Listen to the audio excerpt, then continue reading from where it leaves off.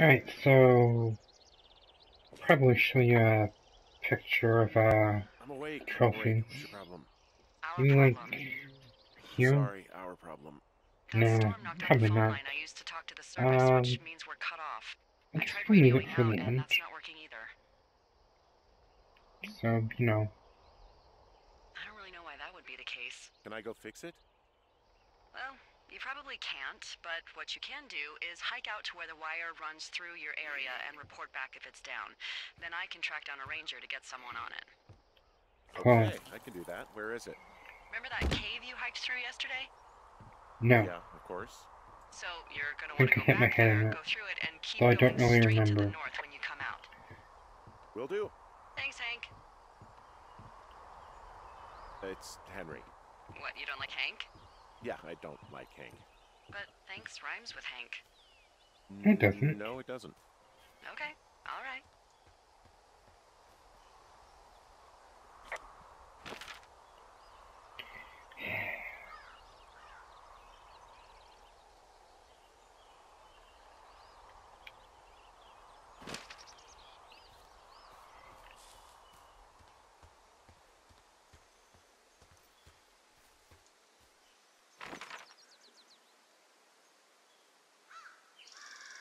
Mm-hmm.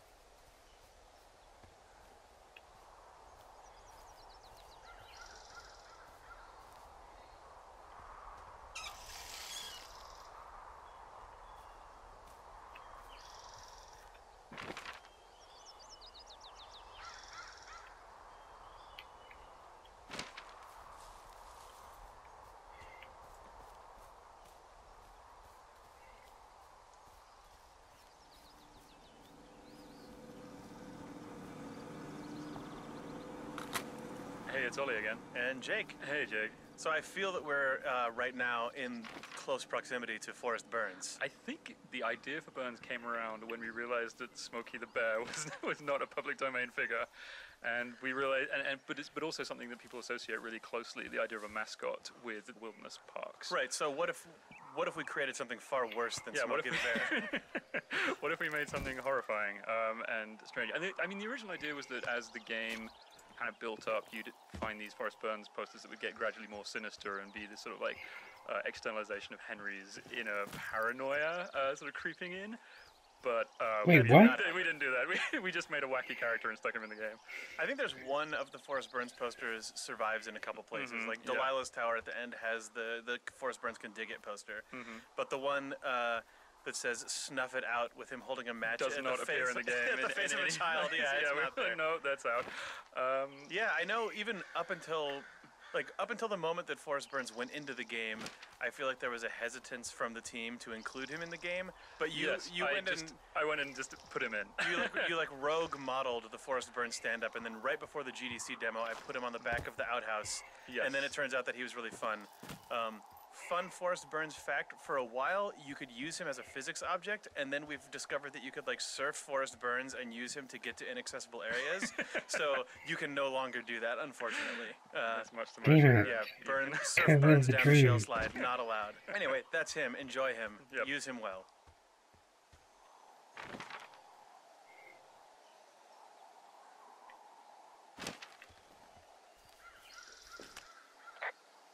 Oh, it's actually pretty damn cold out here. Roger that. Warms up fast. The mornings are cold in Boulder, though, right? Yeah, they are. What did you get up to down there? I mean, what's life like? You know.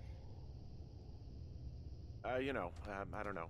I used to just spend a lot of time with our dog, Bucket. Aw, that's a good name. He was a good Is dog. it? What type? A beagle. We got him from the pound. That's great. Hey, can you hold on a sec? Sure. Just gonna keep hiking and hoping it warms up. Heyo. I don't think so. Why, have you? good. No, I don't think he has any idea. I'm absolutely sure. Would you? All right, I'll let you know if anything changes in that regard. Hey, sorry about that. Anyway, Bucket's a cute name. You owned him with someone? That would be my wife, Julia. Oh, like your wife? Or like she's taken half my stuff wife? My wife. But you're here.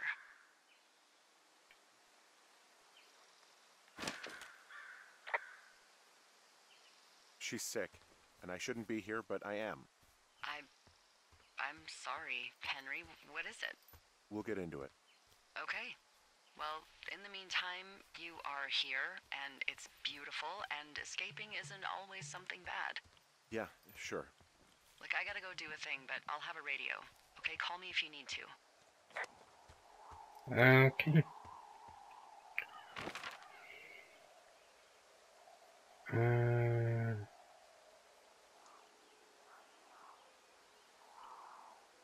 So I guess we head up to Beartooth Point.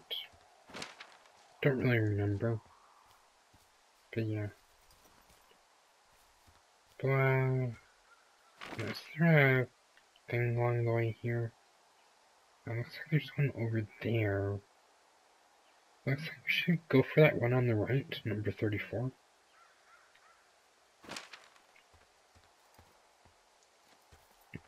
So we'll head over this one and go see what it's about. Where? Oh. Oh? Oh. No? Damn it. There's a busted up outhouse. Oh, hey, there it is. Found you. And, an old cabin. Hi, Ollie. Hi, Sean. It's nice that we're doing a tape together. I know, is this the first one? It's our first and only Wow. one. Oh, that's a shame. I Good feel like shit. we've done so much together, not on tape. At least not recorded in a way that you know about. Okay. And here we are talking about Hawk's Rest. Hawk's Rest. You concepted this area quite Yeah, a bit. the idea was that it would seem from the outside a sort of innocuous little house on the edge of a cliff, much like your own lookout, but when you open the door you get the surprise that it's been burnt away and you just see a vista and sort of rush of wind as you open that door, and I thought that would be a really fun reveal to the player. Yeah, and I Surprise. sort of screwed it up when I first wrote this scene, because all of these sort of Hawk's Rest dialogue and all the stuff about Raccoon Carter was, as you were walking up the hill, you could report the cabin, which was a lookout tower, at the top of the hill, and then get into this story about its former inhabitant as you were approaching it, and then it sort of buried the moment in Right, a yeah. way. So we took all that stuff out, and I hacked in very inelegantly, I think, that Delilah just doesn't answer you when you ask her about what the house at the top of the hill is, and then you get to experience it alone before getting the story about Raccoon Carter, and I'm really happy with the way that worked out. Also, There's a secret. but the raccoon that lives in the stove that you may or may not know about is only there on certain days because of a myriad of design reasons. But if you're here on any day that isn't day 2 and you open that stove, there's a little Spoilers. critter in there. And that was animated by I James, see, textured by okay. Ollie, drawn by Ollie. So we'll come back here some other day. Thanks, Sean. You did a very nice job on that raccoon. Also, you did a very nice job on the rest of the game, and I'm only going to tell you that on the Hawk's Rest tape. I'm actually going to edit this out. I don't want anyone hearing me ever compliment you Fantastic. in the record, but because it's around. Yeah, guess what? It's still here. I really love the way this area came together. It's lovely. Lovely the way it is. Very nice. Well done.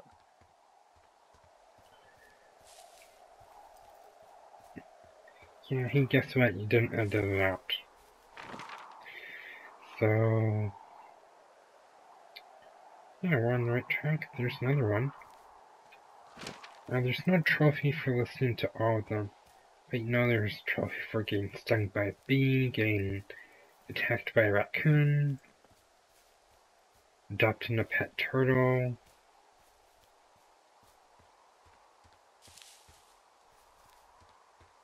I know that on the next day, I'll make sure I come up here and get, you know, bit by a raccoon or something. Yeah, sorry Hank, but I'm gonna make you suffer. Just because nobody likes you. Except Julia on her better days. Yeah. And maybe that bartender. I don't know. I don't know what she looks like. I don't know if she's nice or not.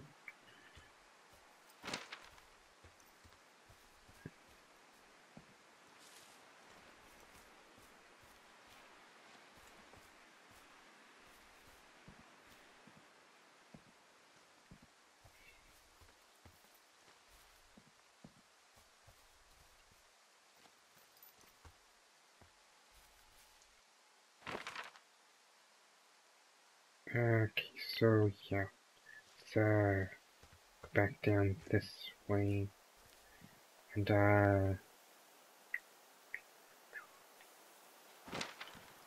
yeah, let's just go back down this way.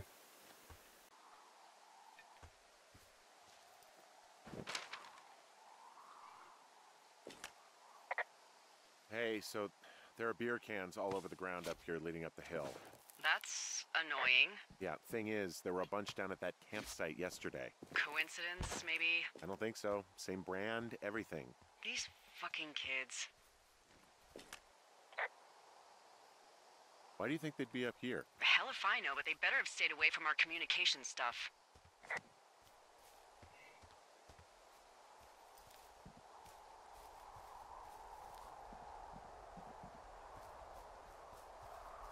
Kids these days, am I right?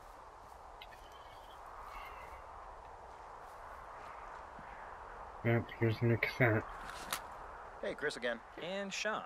Hey, if you saw the second trailer for Firewatch, there's a moment that takes place here where Delilah points out that there's someone in Henry's tower. Henry points out that he's not there. Camera swings back to the tower, and it's a big dramatic ending. Of course, that moment happens in a completely different part of the map in the actual game and has totally unrelated to this moment that you're now experiencing. And this was a trailer that we had debuted with Sony at E3, so we knew we had a big audience and that a lot of people were going to see it. It's really, really challenging. I mean, you all know, because everyone goes to movies, what it's like to watch a trailer for a movie that you're excited about and maybe have already decided to see and then be shown too much stuff. Yeah. And every once in a while, a movie either has like the ability to or sort of the chutzpah to just show you a scene that hit the cutting room floor or an alternate version of something that gets you feeling the way you should feel and excited for the movie as presented, but doesn't spoil it for you. And I think I'm really happy that we ended up doing that. I think it's good. Like, you're not lying. It's not like we showed you a mechanic that you can't do or anything like that. I think that we basically had to find a way to accurately convey the type of tension and mood of the game without spoiling it, and so we basically ended up just writing those trailers to fit. I think it worked. Yeah. Make a teenage girl run home to mommy and daddy. I'll find them. Thanks. But I am gonna need a raise. Don't hold your breath. I'd start by hiking back towards your tower and just keep an eye out for anything that would lead you to them. Well, they're big into Red Eagle. Great. See if you can find the path they took down from there. Maybe they looped back around towards the lake or something. I doubt they're where they were yesterday, but they obviously can't have gone far. Cool. I don't think I listened to that one. Hi, it's But, Ben. Oh, it's Jake. Hey, Ben. So let's talk about Henry's camera, or I guess more specifically, the Goodwin family camera. We liked the idea of Brian and his dad bringing one of those little cardboard cameras out with them, and we had thought at various points in production maybe we should cut taking photos because it's really complicated. Maybe you should just just see the ones at the end in the credits and be You're right there. shocked by the Goodwin family. When I joined the project, I actually was super excited about this feature. I liked the Alright, idea of let's having the back down camera to the have a little tower. bit of a real-world My like, tower. feel to it. No girls People allowed. seemed to like when you showed an animated GIF of it on Twitter. People went crazy, like remembering these things.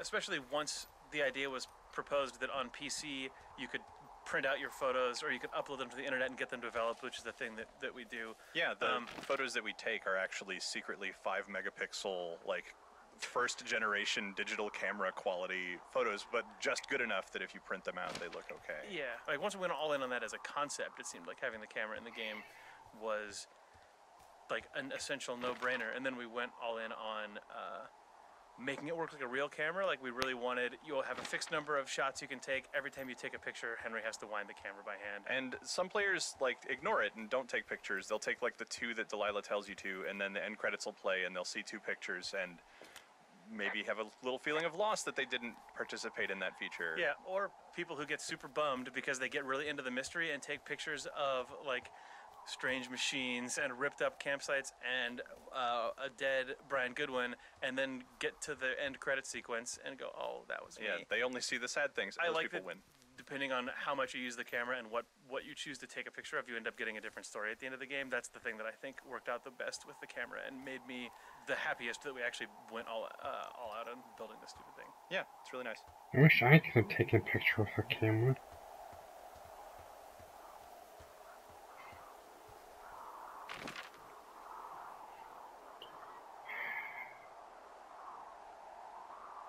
Okay, so yeah, I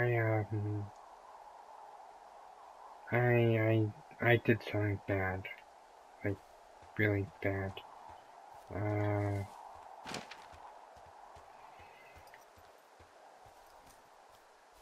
I totally went a different. I did something I shouldn't have done. And that one isn't there, so I'm just going to ignore it. Why, cruel world, why?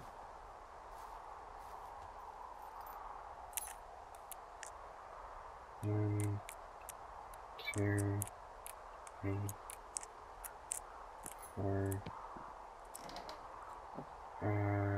Trucks. There's a fuckload of nothing in here. Okay.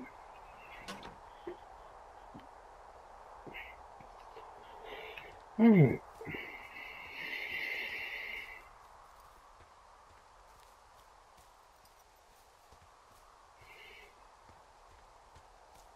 Well, I'll just worry about that some other time. In the meantime, yeah. So,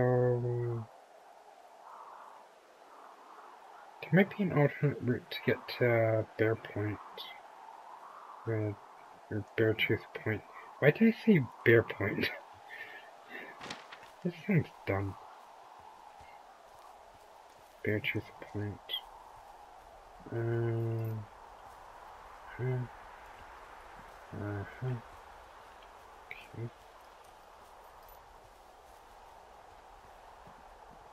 Where's the yeah, I think, what?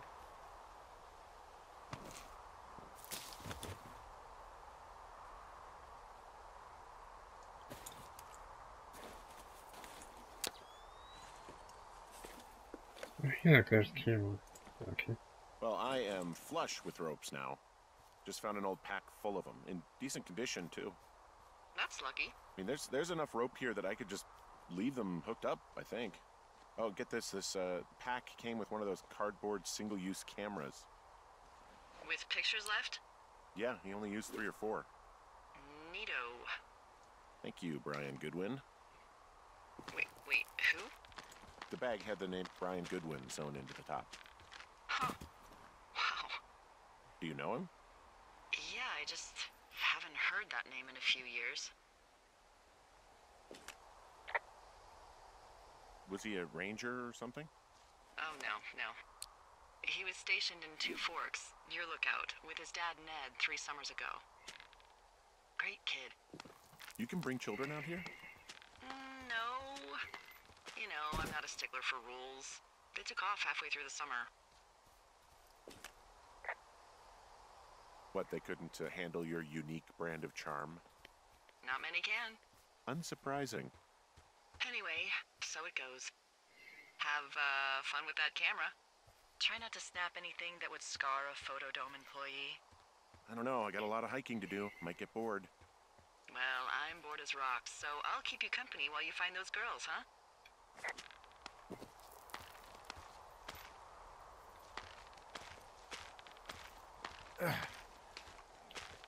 You know, we'll just go ahead and take a picture of the backpack that I found.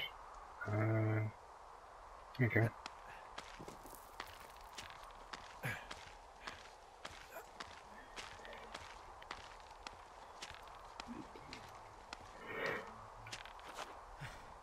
I guess that was one of the new things they added with the recent update on PlayStation 4. Where's that bag? Oh yeah, it should be over here, right?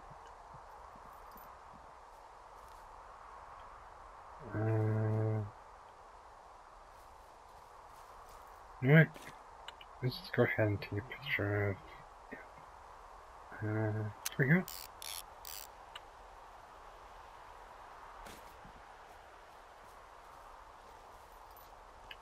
Did I miss this one? I think so, yeah.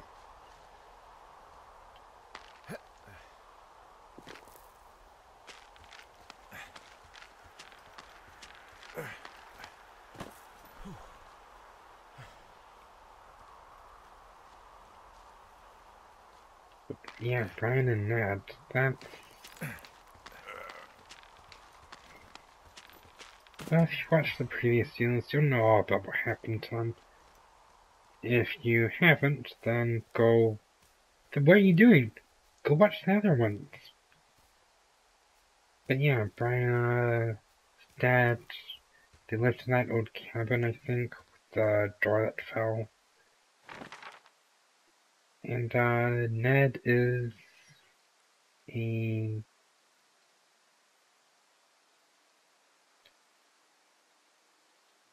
vagabond. What does she have? She's got Alzheimer's. Like, dementia. Whoa. How old was she? Is she? She's alive. She's with her family in Melbourne, Australia. She's 43. Fuck. Yeah. What was it like when you guys found out?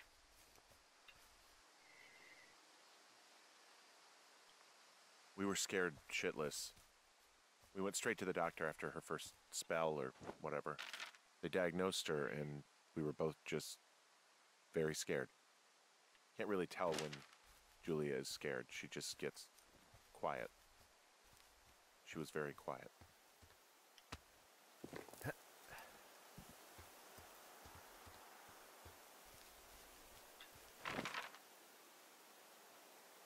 Okay, where were we? I'm having a hell of a time getting this fucking flapjack off his ass and out to repair that wire.